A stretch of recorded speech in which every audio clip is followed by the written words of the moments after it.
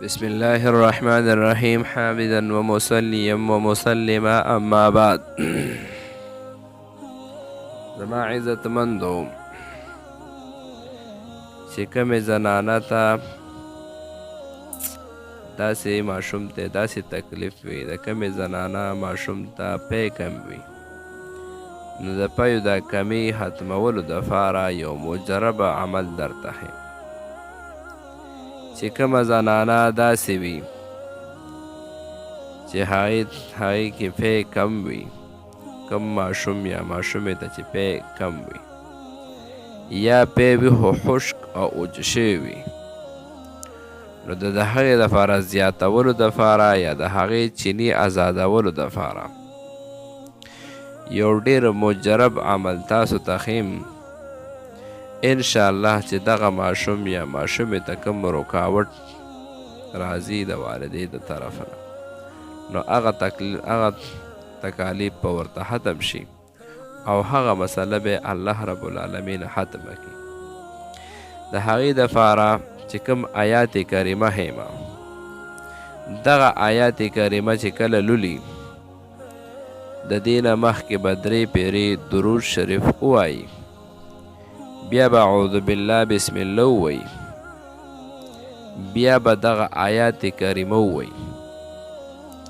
او بیا به د هغې نه بعد 3 وارې درود شریف ووایي.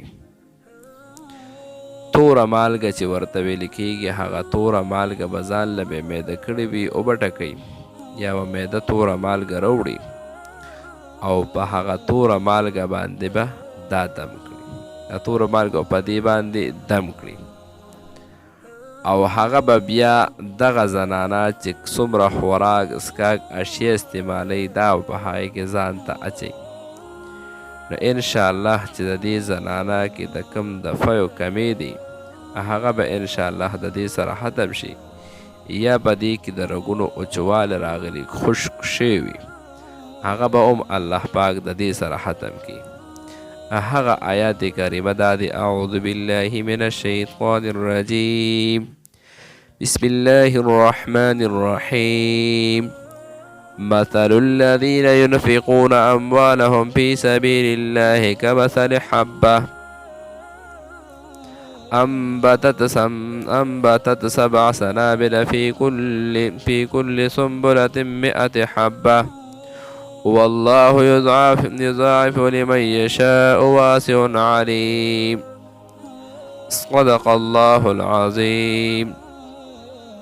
دا آیات کریمه دی، 3 پیرې درود مخکې 3 پیرې وروستو دا آیات کریمه دا به 9 ځله ولولي او په دې باندې به هغه توره مالګه دم کړي او هغه مالګه به د خوراک په اشیاو کې استعمال کړي. انشاءالله چې د دې زنانه کومه مسله وي د فیو په بابت کې هغه به ختمه شي انشاءالله.